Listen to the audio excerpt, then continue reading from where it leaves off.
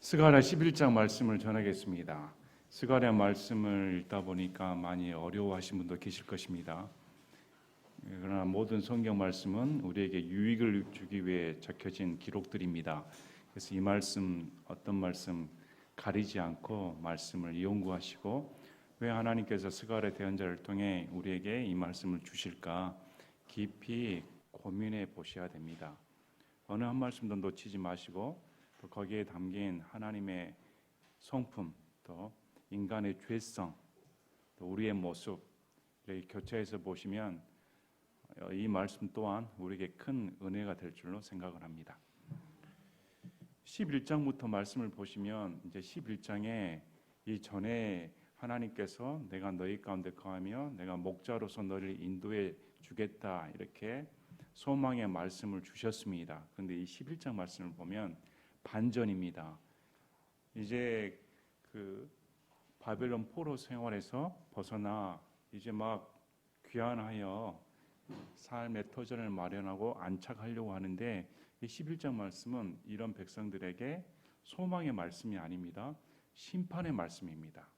이 심판의 말씀을 전하는 이유는 앞으로 500년 후에 로마 시대에 벌어질 일과 메시아의 죽음에 대해 너무도 명확하게 가르쳐 줍니다. 그래서 이스라엘 백성이 어떤 지경에 빠지게 되고 이스라엘 백성을 위한 진정한 목자, 참 목자이신 예수님이 어떤 죽임을 당하시는가 상세히 기록되어 있습니다. 그래서 이 11장 말씀을 보시면서 당시 이스라엘 백성이 그렇게 바벨론 포로 생활을 통해 자신의 죄의 문제가 드러나고 우상 숭배의 문제가 드러나고 회개하여 돌이켜서 이제 바르게 신앙생활을 할 줄 알았는데 여전히 그들은 다시 범죄로 빠져 하나님의 심판의 손에 놓일 수밖에 없습니다. 이것이 이스라엘 백성의 현실이고 또 저와 여러분도 마찬가지입니다. 아무리 예수님 믿고 구원받았다고 해서 성인이 되는 게 아닙니다. 성자가 되는 것이 아닙니다. 무슨 도덕군자가 되는 것이 아닙니다. 여전히 죄인입니다.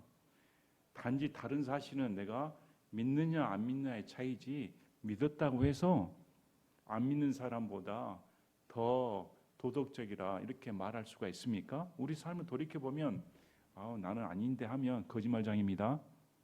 예수를 믿으면 믿을수록 내가 더 죄인이구나 이렇게 더 깨닫는 것이 현실입니다. 그래서 오늘 다시 11장 말씀을 보시면 목자 얘기가 나오고 양 얘기가 나오는데 왜 이런 말씀을 주셨을까 하고 너무 어렵게 생각하지 마시고 당시 현실에 들어가 살펴보셔서 집중하시면 이런 의미가 있구나 하고 깨닫게 되실 것입니다. 자, 11장 1절부터 3절까지가 있고 4절부터 14절 또 15절에서 17절 이 세 부류로 나눠져 있습니다. 1절부터 3절까지는 이스라엘에 대한 하나님의 심판이고 4절부터 14절까지는 선한 목자 얘기가 나옵니다. 반면에 15절에서 17절까지는 어리석은 목자, 우상 목자 얘기가 나옵니다. 이 세 단락으로 구성이 되어 있는데 이 말씀을 보시면서 하나님께서 어떤 말씀을 전하신가 한번 귀를 기울이시길 바랍니다. 자, 11장 1절부터 3절까지 오 레바논아 내 문들을 열어 불이 내 백향목들을 삼키게 할지어다. 이 레바논에 대한 심판의 메시지가 나옵니다. 자, 레바논 하면 백향목입니다. 레바논 국가의 국기 안에 백향목 그림이 있습니다. 마치 태극기 안에 무궁화가 그려졌다고 생각하는 것처럼 레바논의 국기가 백향목입니다. 그래서 이 백향목은 성서에 언급되어 있는 소나무과의 식물이다. 또 종종 힘과 영광과 화로움의 상징으로 나타난다. 이렇게 말을 합니다. 그래서 백향목 하면 아주 굳건하고 단단하고 듬직한 이런 영광을 상징하는 것입니다. 그런데 이 백향목을 다 불태우겠다. 문들을 열어 이렇게 하나님께서 너희 울타리를 다 열어 제끼고 불로 레바논에 있는 자랑거리인 백향목을 다 불태워버리겠다 이렇게 말씀하십니다. 왜 이런 말씀을 주시냐면 이스라엘이 있으면 이 북서쪽에 레바논이 있습니다. 또 이 북동쪽으로 바산 지역이 있습니다. 그리고 밑에 쪽으로 이 요르단 강이 있습니다. 이 세 구역이 이 이스라엘의 울타리 역할을 한다고 생각하면 됩니다. 레바논에 백향목이 있고 바산 지역에 상수리 나무가 있습니다. 또 밑에 요르단 강에는 주변에가 울창한 숲이 있습니다. 그래서 이런 빽빽한 산림으로 이스라엘을 둘러치고 있었는데 하나님께서 그 울타리를 다 제거하고 불로 태워버리겠다, 이런 메시지입니다. 자, 전나무야, 그 백향목이 넘어지고 강력한 자들이 노략을 당했다. 이 레바논의 상징이고 그 영광의 상징했던 백향목이 불태우니까 이 전나무보다 울부짖어라, 이렇게 말을 합니다. 또 바산 나옵니다. 바산은 뜻이 빛나는 모래로 된 땅이나 이런 뜻입니다. 평평한 땅이고 갈릴리 바다 동부의 광활하고 비옥한 지역입니다. 과실이 풍부합니다. 대표 나무가 상수리 나무입니다.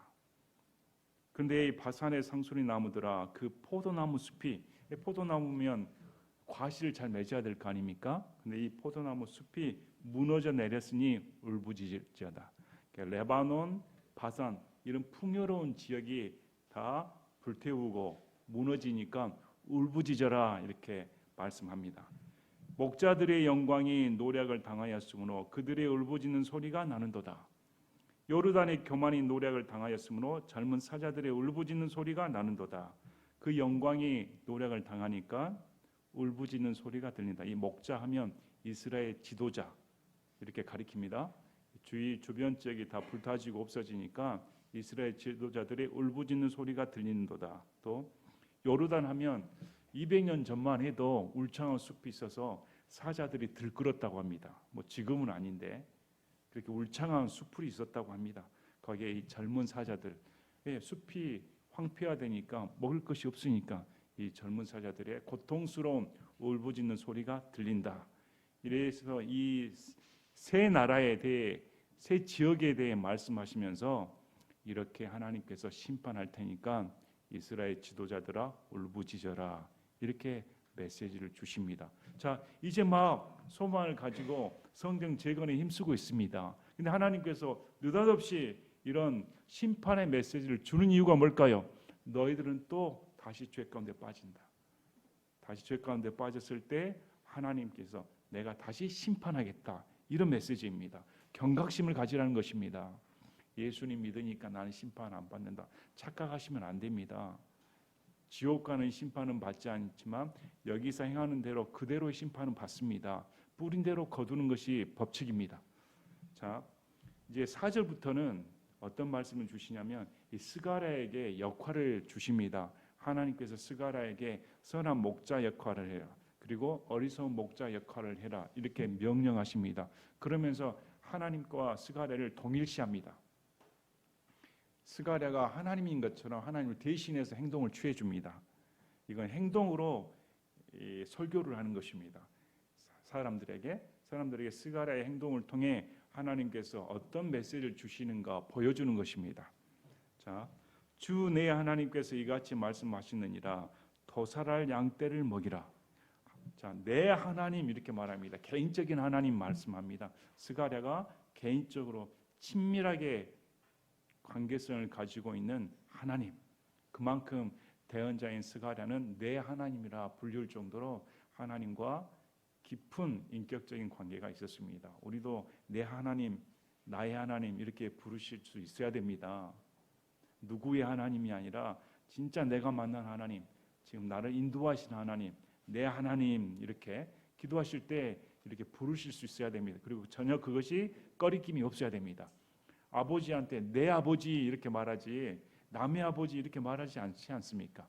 내 아버지, 아버지니까 당연히 내 아버지입니다.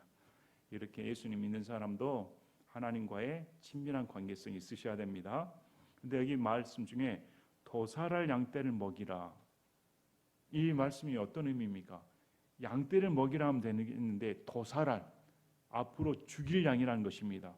이 말은 운명이 정해져 있습니다. 지금 양은 이스라엘 백성을 말합니다. 이 이스라엘 백성들이 이제 운명이 정해져 있다. 얘들은 죄 가운데 빠져서 다시 하나님을 버린 대가를 치르게 돼 있다. 이 도살할 양이다. 이렇게 인류의 운명도 정해져 있습니다. 인류의 운명은 우리가 좋은 나라를 지어야겠다, 좋은 환경을 만들어야겠다, 백날 해봤자 더 타락합니다. 날이 갈수록 인성은 더 무너져가고 인간성은 악화되고 그 인간들이 더 짐승 닮아져 갑니다.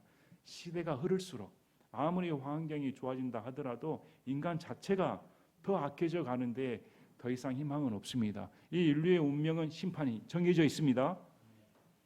이건 정해진 운명입니다. 그래서 하나님께서 이스라엘 백성도 마찬가지다. 도살할 양이다. 이 양들에게 먹이라. 근데 그때를 소유한 자들은 이들이 목자들이 어떤 행동을 했는가, 그것들을 죽이고도 스스로 죄 없다며 양을 치는 이 목자들이 스스럼 없이 양들을 잡아 먹였습니다. 목자가 양들을 잡아 먹으면서 나는 죄가 없다. 또 이 백성들을 파는 자들은 말하기를 내가 부자가 되었으니 주를 찬송할지어다. 이 양들을 팔아먹고 난 부자가 됐으니까 부자 되게 해주신 하나님께 찬양합니다. 이런 짓을 저질렀다는 것입니다. 우리 아모스 2장 6절에도 말씀을 합니다. 북이스라엘이 왜 멸망당했는가? 아모스 2장 6절에 주가 이같이 말하노라. 이스라엘의 세 가지 범법, 곧 네 가지 범법으로 인해 내가 그곳의 형벌을 돌이키지 아니하리니 이는 그들이 은을 얻기 위해 의로운 자를 팔며 신 한 켤레를 얻기 위해 가난한 자를 팔았기 때문이라. 인신매매를 했다는 것입니다. 사람들을 사고 팔고 하면서 전혀 죄의식 없이 오히려 그것을 하나님께서 내게 은혜를 주셨습니다. 이렇게 주를 찬송할지어다 이렇게 말을 했습니다. 하고 그것들의 목자들은 그것들을 불쌍히 여기지 아니하느라. 이 목자들의 마음은 양을 불쌍히 여기는 마음이 단 하나도 없었다. 이것이 이스라엘의 앞으로 일어날 현실이다 이렇게 말씀합니다. 이것은 이스라엘 앞으로 날 현실이 아니고 지금 교회 보시기 바랍니다. 지금 교회에서 일어나고 있는 일입니다. 왜일까요? 기복신앙입니다. 결과를 중요시하는, 과정에 어떨 지 없지 내가 이젠 돈만 벌으면 하나님께 나에게 복 주셨어. 여러분들이 헌금을 드리는데 그 헌금이 사기치고 남을 속여서 아니면 부도덕하게 그런 물질을 가지고 와 하나님께서 내게 이렇게 부자가 되게 해주셨습니다 하고 하나님을 찬양하고 있으면 하나님께서 좋아하시겠느냐 이 말씀입니다. 오늘날 교회에서 좋아하는 간증 아닙니까? 결과만 좋고 뭐 과정은 다 무시하죠. 록펠러 간증이 그거 아닙니까? 록펠러가 11조를 냈더니 떼부자가 되어서 이런 헌신을 했다. 참 기가 막힐 노릇입니다. 록펠러가 어떤 인물입니까? 얼마나 죄의 탐욕 상징입니다. 그 과정이 철저히 사기와 범죄 집단인데 교회에 와서 록펠러가 11조 했더니 이렇게 번창되었습니다. 그 설교를 좋아한다는 것입니다. 하나님 믿으면 록펠러처럼 부자가 될 수 있다. 잘 될 수 있다. 11조 내면 우리도 복 받을 수 있다. 전혀 하나님과는 아무 상관없습니다.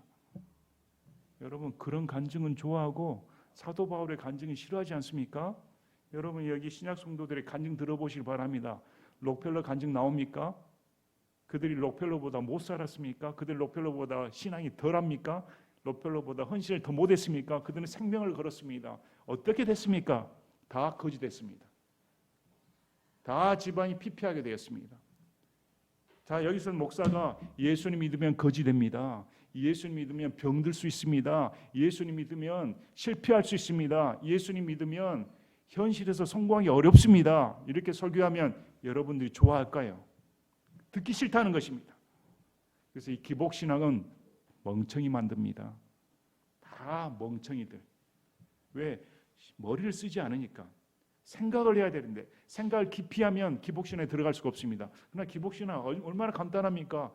여기서 돈 내라, 헌금해라, 기도해라, 네 믿음대로 될지어다. 얼마나 간단합니까? 얼마나 단순합니까? 그래 부르짖는 대로 될지어다. 그리고 주를 찬송하고 있다. 전혀 양들의 생각이 없다. 자, 이사야 56장 9절부터 12절까지 이사야 56장 9절부터 12절까지 거짓 목자에 대해 나옵니다. 들에 있는 너희 모든 짐승들아, 숲에 있는 너희 모든 짐승들아, 참으로 삼키러 올지어다. 그의 파수꾼들은 눈먼 자들이요, 그들은 다 무지한 자들이며 다 말 못하는 개들이므로 짖을 수 없도다. 그들은 잠자고 눕고 졸기를 좋아하니 참으로 그들은 결코 만족할 수 없는 탐욕스러운 개들이요, 깨달을 수 없는 목자들이니라. 그들이 다 자기 길을 바라보고 저마다 자기 구역에서 자기 이익을 추구하며 말하기를 너희는 오라, 내가 포도주를 가져오르니 우리가 독주로 우리 몸을 가득 채우자. 내일도 이날과 같고 더욱더 풍성하리라 하느니라. 그들은 탐욕에 눈이 멀어 짖지도 못하고 늘 졸고, 또 에레미야서를 보면 6장 12절부터 14절까지 보면 대언자부터 제사장까지 다 거짓되게 행하고 백성의 딸의 상처를 조금 고쳐주고는 평안이 없는데도 이르기를 평안하다 평안하다 이렇게 말했다는 것입니다. 잘 됩니다. 잘 됩니다. 걱정하지 마시기 바랍니다. 앞으로 모든 일이 잘 됩니다. 희망을 전해줬습니다. 교회는 희망을 주기도 합니다. 그러나 그 희망은 절망을 선포했을 때 가능한 것입니다. 현실 직시했을 때 희망이 오는 것이지 현실 직시하지 않는 희망은 사기입니다. 거짓말입니다. 그러나 당시 거짓 대언자들은 현실 직시하지 못했습니다. 현실은 너희는 부정하다, 우상숭배에서 돌이켜야 된다, 탐욕에서 돌이켜야 된다, 기복신앙에서 돌이켜야 된다, 하나님께 돌이켜야 된다, 이것이 현실인데 다 무시했습니다. 이것이 거짓 목자의 역할이었다. 자, 그래서 6절에 내가 다시는 그 땅 거주민들을 불쌍히 여기지 않겠다, 이런 일을 행하니까 하나님께서 다시는 너희에게 긍휼을 베풀지 않겠다. 그래서 주를 찬송한다고 해서 다 찬송이 아닙니다. 여기 와서 주를 찬송합니다. 하나님께서 나를 이렇게 해주셨습니다. 그것이 그 본 마음과 그 삶의 과정이 드러나지 않는 그런 것은 헛된 것입니다. 하나님 눈은 속일 수가 없습니다. 하나님은 결과를 보지 않습니다. 과정을 보십니다. 결과는 실패할 수 있습니다. 특히 예수님 믿는 사람은 이 땅 가운데 결과가 안 좋을 가능성이 더 많습니다. 이 땅이 우리와 맞지 않으니까. 그래서 하나님께서는 내가 너를 보았다, 네가 어떻게 살았는지. 결과만 따져보면 사도 바울이 제일 비참한 사람 아닙니까? 그러나 하나님께서는 사도 바울의 인생의 과정을 보신 것입니다. 여러분, 결과로 사람 평가하지 마시길 바랍니다. 지금 옷을 번지르르 하고 좋은 차를 타고 갔으니까 하나님께 복 받았다, 이렇게 천박한 생각하지 마시길 바랍니다. 아무리 굶주려 보이고 아무리 헐벗어 보여도 그 마음의 보배를 볼 수 있는 하나님의 눈을 가지시길 바랍니다. 또 목자도 마찬가지고 목사도 마찬가지고 날마다 여기서 복복복 얘기하면 그 교회는 끝난 것입니다. 그런 교회를 어떻게 다니는지 모르겠습니다. 복이 아니라 저주입니다. 그건. 그래서 하나님께서 내가 이런 너희들을 전혀 불쌍히 여길 수가 없다. 왜 불쌍히 여길 수가 없을까요? 하나님 제껴버렸으니까. 하나님은 온데간도 없이 자기들의 물질적인 욕구 충만이 하나님을 대신해 버렸으니까 하나님께서 설 자리가 없으십니다. 함께할 자리가 없는데, 그래서 내가 너희를 불쌍히 여기지 않겠다. 보라, 도리어 내가 그 사람들을 각각 자기 이웃의 손과 자기 왕의 손에 넘겨주리니 그들이 그 땅을 찔지라도 내가 그들의 손에서 그 사람들을 구출하지 아니하리라. 자, 1절부터 3절까지는 대부분의 신학자들이 약 500년 후에 로마의 침공으로 이렇게 주석을 합니다. 로마가 침범하여 레바논과 바산과 요르단을 황폐화시킨, 침략한 그 사건을 말합니다. 그래서 여기서 보면 자기 이웃의 손과 자기 왕의 손에, 이건 대부분의 주석가들도 로마로 봅니다. 앞으로 로마가 와서 너희들을 이렇게 다스리는 그런 날이 온다. 내가 그들의 손에서 그 사람들을 구출하지 않겠다. 오 양떼의 가련한 자들아, 도살할 양떼인 너희를 내가 먹이리라. 자, 이거 보면 하나님께서 직접 먹이신다는 말씀일 수도 있고, 지금 스가랴를 통해 먹이겠다 이런 말씀일 수도 있습니다. 그래서 내가 두 막대기를 내게로 취해 하나는 아름다움이라 하며 다른 하나는 연합이라 하고 양떼를 먹였느니라. 자, 목자는 막대기 두 개를 가지고 다닙니다. 나무 막대기를 하나는 막대기, 하나는 지팡이. 우리 시편 나옵니다. 시편 23편 4절에 참으로 내가 사망의 그늘진 골짜기를 다닐지라도 해악을 두려워하지 아니하리니 주께서 나와 함께 계시며 주의 막대기와 주의 지팡이가 나를 위로하시니이다. 목자는 두 개의 막대기를 가지고 다닙니다. 하나는 그냥 막대기로 불리고 하나는 지팡이로 불리고 이렇게. 근데 여기서 보면 이 두 막대기는 하나는 아름다움, 다른 하나는 연합 이렇게 말씀합니다. 이 아름다움은 하나님과 인간의 언약 관계를 말을 할 때 아름답다 이렇게 말을 합니다. 하나님과 인간이 언약 관계를 맺었을 때. 또 연합이라는 것은 뒤에 나오면 지금 북이스라엘과 남유다가 쪼개져 있습니다. 이걸 연합시키겠다. 유다와 이스라엘 하나가 되게 해주겠다. 이런 걸 상징을 합니다. 그래서 이 두 막대기로 내가 양떼를 먹였다 이렇게 말씀하는데 8절 보니까 한 달 동안에 내가 또한 새 목자를 끊었노라. 이건 이제 새 목자에 대해서는 누군지 알 수가 없습니다. 스가랴가 이 새 목자를 고용한 듯합니다. 새 목자를 고용해서 양을 맡겼는데 이 새 목자가 목자 노릇을 못했다는 것입니다. 한 달 동안에 3명이나 교체를 했으면 목자를 찾아보기 어렵다는 것이죠. 선한 목자를 찾기가 어렵다. 이것이 이스라엘의 현실이다. 이렇게 말을 해줍니다. 이렇게 해석하는 경우도 있고 또 하나는 이 새 목자는 왕, 제사장, 대언자를 상징한다. 이렇게 해석하는 경우도 있습니다. 이 새 목자에 대해 구체적으로 나오지는 않았습니다. 근데 한 달 동안에 새 목자나 끊었다는 것은 그만큼 목자들이 악하다는 것입니다. 근데 내 혼이 그들을 심히 싫어하였고 그들의 혼도 나를 혐오하였다. 목자들 하는 짓을 보니 스가랴가 이건 목자가 아니구나 하고 싫어했는데 그 고용된 목자도 스가랴를 싫어했다는, 혐오했다는 것입니다. 아, 나는 저런 목자는 싫어. 여기서 기복신앙을 외치는 목사 나는 싫어하는데 기복신앙 목사들이 기복신앙은 사탄입니다. 그건 바알 숭배입니다. 그건 무속신앙입니다. 샤먼이다 하면 이런 나를 싫어한다는 것입니다. 혐오한다. 자, 9절에 그때 내가 이르되 내가 너희를 먹이지 아니하리니 이로써 죽는 자는 죽고 끊어질 자는 끊어지며 나머지는 각각 다른 자의 살을 먹일지니라 하였느니라. 도저히 안 되겠다. 더 이상 목자로는 못하겠다. 그리고 양을 먹이지 않겠다. 그래서 죽는 자는 죽게 내버려 두고 끊어지지 않고 그래 너희들 알아서 해라. 양들이 진실한 목자의 말을 안 듣는다는 것입니다.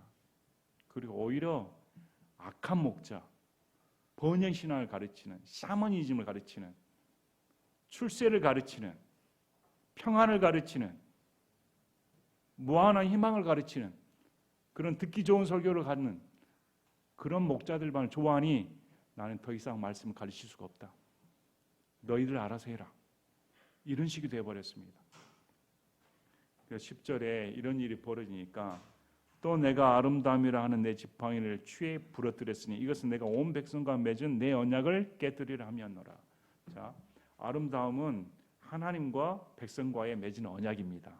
그래서 이것을 깨뜨렸다. 이제 언약이 깨졌다. 더 이상 언약 관계가 아니다. 그러면 야, 이 아름다움이나 영어가 멋있지 않습니까? 하나님과 나와의 사이가 언약의 관계에 들어갔을 때 아름다움 이렇게 말씀하시니까 우리는 언약 관계가 깨지질 않습니다. 이건 피의 언약이니까. 예수님의 피로 맺은 언약은 구약의 언약과 다릅니다. 예수님의 일방적인 언약이므로 이것은 영원한 상속 언약입니다. 이건 깨지질 않습니다. 그런데 하나님께서 이걸 아름답다. 참 감사할 일이죠. 자, 그 언약이 그날에 깨지며 이에 나를 기다리는 양떼의 그 가련한 자들은 그것이 주의 말인 줄 알더라. 아, 스가랴가 막대기 아름다움으로 상징한 그 막대기를 끊어버려서 언약 관계가 파괴된 것이 현실로 다가올 때 아, 스가랴 말이 진짜 주의 말씀이었구나 이런 날이 온다는 것입니다. 자, 내가 그들에게 이르되 너희가 좋게 여기거든 내 값을 내게 주고 그렇지 아니하거든 그만두라 하며 이에 그들이 은 30개를 달아 내 값으로 삼으니라. 이 백성들이 스가랴를 배척했습니다. 스가랴는 우리 목자 노릇하시기 마련합니다. 우리는 거짓 목자가 좋지 선한 목자는 싫습니다. 그러니까 스가랴가 더 이상 너희를 가르칠 수가 없으니까 그럼 지금까지 했던 내 몫을 달라 이렇게 말한 겁니다. 뭐 주고 싶으면 주고 주기 싫으면 주지 말라 이렇게 스가랴가 요구를 했습니다. 이건 뭘 의미할까요? 자, 이스라엘 백성이 목자를 버린 대가입니다. 이해하시겠습니까? 나 지금 목자 노릇 그만할 테니까 몫을 주기 바랍니다. 그래? 그러면 이 돈 줄 테니까 우리 시야에서 사라져. 이런 말입니다. 자, 그래서 은 30개를 달아 내 값으로 삼으니라. 그래서 이 은 30개는 아시는 것처럼 출애굽기 21장 32절에 노예 값입니다. 종의 값이 은 30개입니다. 그래서 이 스가랴의 목자의 노동 삭슬 노예 값으로 여기고 은 30개를 준 것입니다. 자, 또 주께서 내게 이르시되 이제 하나님께서 말씀합니다. 그것 즉 그들이 나를 평가에 매긴 그 상당한 값을 토기장에 던지려 하시기에 내가 그 은 30개를 취해 주의 집안에서 토기장에 던지고 이제 보면 하나님께서 스가랴에게 이렇게 말씀하셨죠. 지금 은 30개를 받았는데 그 은 30개를 어떻게 말씀하시냐면 나를 평가에 매긴 그 상당한 값 이렇게 말합니다. 그러니까 이게 지금 하나님께서 스가랴에게 지금 사람들이 은 30개를 줬는데 하나님 어떻게 말씀하시냐면 하나님 자신을 평가해 준 값이다 이렇게 일치시키시는 겁니다. 일치시키시고 토기장에게 던지라 이렇게 말을 했습니다. 이제 토기장에게 왜 던지라 했을까? 당시 토기장이가 가장 천한 직업이었다고 합니다. 이 토기장의 작업터가 흰놈의 골짜기에 있다고 합니다. 우리 흰놈의 골짜기 들어보셨죠? 지옥을 상징하는 쓰레기를 태우는 더러운 곳의 상징입니다. 그래서 토기장의 작업터가 흰놈의 골짜기에 있는데 그래서 이 토기장에 던지라는 말은 이렇게 해석을 하기도 합니다. 당시 속담 중에 토기장에 던져라 한 말은 개에게 던져라 이렇게 해석을 합니다. 무슨 말이냐면 그건 개나 주지. 그런 건 개나 주지. 이런 뜻이라는 것입니다. 토기장에 주라 하면 그걸 아주 천하게 받다. 이런 뜻입니다. 그때 내가 연합이라 하는 나의 다른 지팡이를 부러뜨렸으니 이것은 내가 유다와 이스라엘 사이의 형제 관계를 깨뜨려 하면으로 이 얘기를 하시고 그 다음에 연합이라는 막대를 깨뜨려서 이제 이스라엘 다시 두 조각으로 나버리는 그런 일이 벌어진다. 여러분 이 스가랴 11장 13절은 12, 13절은 우리 마태복음의 복음서에 기록된 말씀입니다. 우리 마태복음 27장 3절부터 10절까지 보시면 유다가 대가로 받은 값이 나옵니다. 예수님을 판 값이 마태복음 27장 3절부터 10절까지 그때 그분을 배반하여 넘긴 유다가 그분께서 정죄받으신 것을 보고 스스로 뜻을 돌이켜 은 30개를 수제사장들과 장로들에게 도로 가져다 주며 은 30개를 대가로 받았는데 예수님을 판 예수님의 몸값입니다.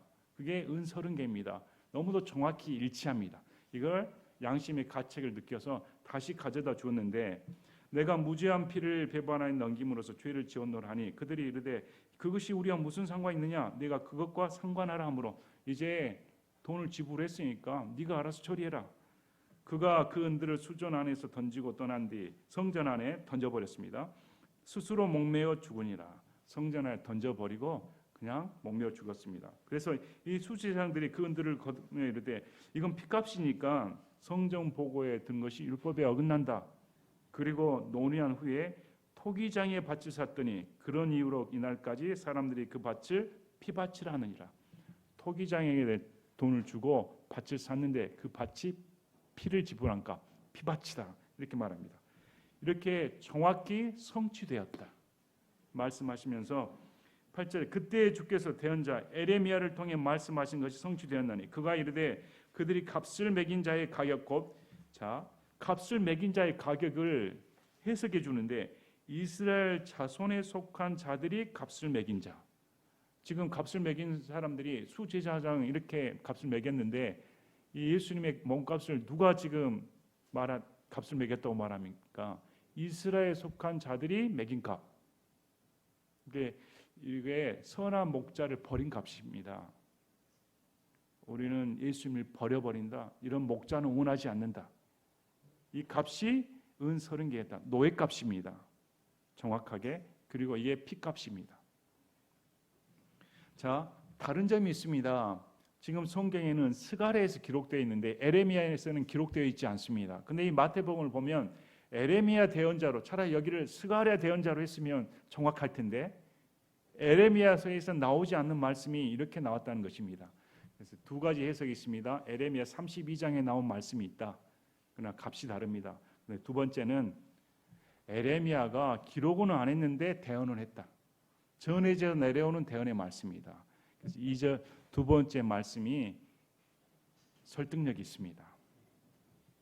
자, 그래서 10절에 마태복음 27장 10절에 주께서 내게 정하신 바와 같이 그것들을 토기장의 밥값으로 주었도다 하였느니라. 주께서 내게 정하신 바와 같이 그대로 토기장의 밥값으로 주었다. 우리 예수님께서는 주구식으로 작정하신 분입니다.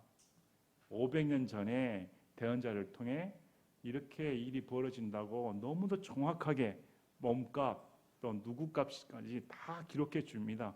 이렇게 정확하게 기록했는데도 어떻게 못 믿을 수가 있단 말입니까? 무려 500년 전에 말씀하시는데 그 전부터 계속 예수님은 창세 전부터 죽임을 당하시기로 작정하신 분입니다. 그리고 그걸 성취하신 것이 십자가상입니다.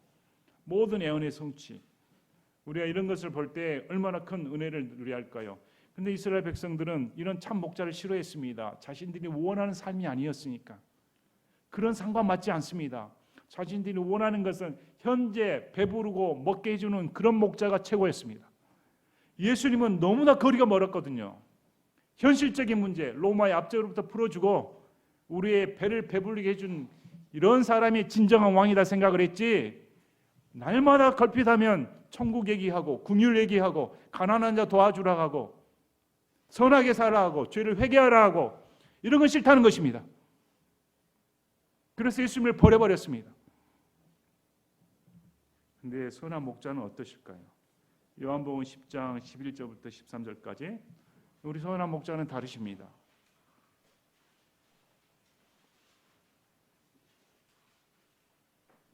나는 선한 목자니라. 선한 목자는 양들을 위해 자기 생명을 주지만 목자가 아닌 삭군 곧 양들이 자기 것이 아닌 자는 이리가 오는 것을 보면 양들을 버리고 도망하나니 이로써 이리가 그들을 붙잡아가고 양들을 흩어버리느니라.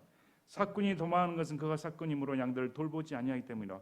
우리 예수님은 선한 목자이십니다. 짐승 같은 이 양들을 위해, 양은 짐승입니다. 우리는 짐승과 다름없습니다. 어떻게 인간이 짐승을 위해 자기 생명을 내놓을 수가 있습니까? 근데 예수님은 그렇게 하신다는 것입니다. 양들 너무 사랑하시니까. 삭군 목자들은 탐욕으로 자기 이권이 안 맞으면 도망가 버리는데 이 선한 목자는 양을 위해 생명을 내놓는다. 그래서 요한복음 10장 27절에 내 양들은 내 음성을 듣고 나는 그들을 알며 그들은 나를 따르느니라. 내가 그들에게 영원한 생명을 주노니 그들이 결코 멸망하지 않을 것이요 또 아무도 내 손에서 그들을 빼앗지 못하리라. 그들을 내게 주신 내 아버지는 모든 것보다 크심에 아무도 내 아버지 손에서 그들을 빼앗을 수 없느니라. 나와 내 아버지는 하나니라 하시니라. 그분이 선한 목자이시 때문에 우리 구원이 안전한 것입니다. 양들이 더러울 수 있습니다. 병에 걸릴 수 있습니다. 앞가림 못합니다. 앞에 가다가 꼬꾸라질 수 있습니다. 구덩이가 뭔지도 모르고 빠져 있을 수도 있습니다. 그래도 꼴보기 싫다고 예수님은 버리질 않습니다. 왜? 목자시니까. 목자는 양을 생명처럼 여깁니다. 양을 돌보는 것이 목자의 임무입니다. 그래서 양을 잃어버리는 것은 목자의 명예의 치명타입니다. 하물며 선한 목자시고 하나님이신 그분이 어떻게 양 한 마리라도 잃어버릴 수가 있단 말입니까? 그러므로 우리의 구원은 완전한 것입니다. 구원은 잃어버릴 수 있다, 취소될 수 있다, 이 말은 신성모독입니다. 철저히 예수님을 신성모독하는 말입니다. 예수님이 누군지 모르고 하는 소리입니다. 예수님이 하나님이시고 그분이 선한 목자고 우리가 양이라 하면 절대적으로 믿으시길 바랍니다. 그분은 바로 나를 위해 생명을 내놓으셨다. 그런데 어떻게 나를 버리신단 말입니까? 그런데 이런 예수님을 모르고 이스라엘 백성들이 이렇게 말씀하셨음에도 불구하고 노예값이나 지불하고 죽음에 내몰아버렸습니다. 이런 일이 벌어진다고 무려 500년 전에 스가랴 대언자를 통해 말씀해 주시는 것입니다. 자, 반면에 15절에서는 어리석은 목자 얘기가 나옵니다. 주께서 내게 이르시되 또한 어리석은 목자의 도구들을 내게로 취하라. 스가랴보다 이제 어리석은 목자 노릇을 해라. 어리석은 목자가 사용하는 도구를 취해라. 그리고 16절에 보라 내가 한 목자를 그 땅에 일으킬 터인데 16절 17절을 보면 앞으로 한 목자가 나타납니다. 적그리스도입니다. 거짓 목자는 많이 존재해 왔습니다. 이전에도 존재했고 지금도 존재합니다. 교회에 거짓 목사들 얼마나 많습니까? 거짓 성도도 많은데. 근데 마지막에 여기 어리석은 목자가 나오는데 뒤에 보면 양떼를 버리는 우상 목자 얘기 나옵니다. 우상 목자는 여기 한 구절입니다. 목자인데 우상 목자입니다. 목자를 우상시한다는 것입니다. 근데 이 어리석은 목자의 특징이 뭔가 끊어진 자들을 찾아오지 않는다. 이제 양을 백성으로 말하죠. 끊어진 자를 찾아오지 않고 어린 자를 찾지 아니하고 상한 자를 고치지 아니하며 다 목자가 해야 할 노릇인데 하나도 하지 않습니다. 잠잠히 서 있는 자를 먹이지 아니하고 오히려 기름진 것들의 고기를 먹으며 그것들의 발굽들을 갈길갈길 찢으리라. 아예 양들을 자기 도구로 삼아 돌보지 않고 살진 양들을 씹어먹는 그런 포악함을 상징하고 있습니다. 이런 한 목자가 마지막 때 등장을 한다. 양떼를 버리는 우상 목자에게 화가 있을지어다. 그래서 다니엘서를 보면 이 적그리스도에 대해 말을 하면서 적그리스도가 자기 조상들의 하나님을 버린다 이렇게 말을 합니다. 그러면 이 적그리스도는 어떤 종족입니까? 유대인입니다. 여기 말한 것처럼 양떼를 버리는 우상 목자에게 화가 있을지어다. 칼이 그의 팔과 오른쪽 눈에 닥치리니 그의 팔이 완전히 마를 것이며 그의 오른쪽 눈이 철저히 어둡게 되리라. 목자 노릇을 하려면 눈이 필수입니다. 찾으러 다녀야 되니까. 근데 그 한쪽 눈을 멀게 해버리겠다. 한쪽 눈 시력이 없으면 거리 감각이 없습니다. 운전할 때도 힘듭니다. 그리고 팔이 있어야 돌보고 안아주고 고쳐줄 텐데 이 팔을 마르게 해버리겠다. 그러면 어떻게 될까요? 더 이상 목자 노릇을 못하게 하겠다는 말입니다. 하나님께서 개입하셔서 이 우상 목자 자신이 나타나 이스라엘 백성의 굴림하고 자신을 하나님으로 받들라는 그 우상 목자를 하나님께서 심판하시겠다. 그런데 그 우상 목자를 좋아한다는 것입니다. 마지막 때 이런 일이 벌어진다고 지금 성경은 말씀을 합니다. 이걸 보는 우리들은 어떤 심정을 가져야 될까요? 하나님의 말씀은 신실하시고 그대로 이루어진다. 그리고 지금 하나님께서 우리에게 경각심을 심어주시고 또 진짜 선한 목자로서 예수님이 오셨다는 사실이 얼마나 감사한 일인가. 그분이 우리를 위해 십자가에 돌아가시고 그분이 우리를 위해 모든 것을 주셨으며 내 인생을 구원시키시기 위해 영원한 소망을 주셨으니 얼마나 놀라운 일인가. 한치의 착오도 없이 이루어지는 이런 대안의 말씀을 볼 때 우리의 신앙은 어디에 두어야 된다? 말씀에 두셔야 됩니다. 하나님 말씀에 절대적인 신앙을 가져야 됩니다. 그리고 이 말씀은 반드시 이루어질 것이며 아직 이루어지지 못한 저와 여러분의 소망이 뭡니까? 휴거입니다. 우리 시대에 오면 얼마나 좋을까요? 이 시대를 보면 이 세상 살고 싶습니까? 한순간도 여기 남아있고 싶은 생각 없습니다. 우리는 다 떠나야 할 존재 아닙니까? 주님이 오라 가시면 그냥 있고 싶어도 못 있습니다. 차라리 안 믿고 싶은 게 낫지. 안 믿고 싶고 예수님 오시라 할 때 가면 얼마나 좋습니까? 미련 없이 가버린다. 얼마나 놀라운 일입니까? 그래서 자, 오늘 말씀을 보셨더니 좀 어려우셨을 거예요. 오늘 말씀 보셨더니 이스라엘 백성들이 말씀을 들으면 당혹스러우지 않았을까? 이제 막 하나님의 소망을 갖고 열심히 해보려고 했는데 왜 이런 심판의 메시지, 경고의 메시지를 주신단 말인가? 근데 이것이 현실한 것입니다. 그래서 교회에서도 여러분도 마찬가지고 저도 마찬가지고 인류가 직면한 현실을 가르쳐 줘야 됩니다. 예수님을 믿지 아니하면 지옥입니다. 예수를 믿어야만이 영원한 생명을 얻고 천국 갑니다. 이것이 현실입니다. 그래서 다시금 집에 가셔서 스가랴서 11장 말씀을 읽어보시고 하나님의 말씀이 이렇게 엄중하고 두렵구나. 내가 신앙생활을 정말로 똑바로 해야겠다. 하나님만 바라보는 하나님 중심의 삶을 살도록 정말 해야겠다. 이렇게 다짐하는 저와 여러분이 되기를 진심으로 바랍니다. 제가 기도하고 마치겠습니다.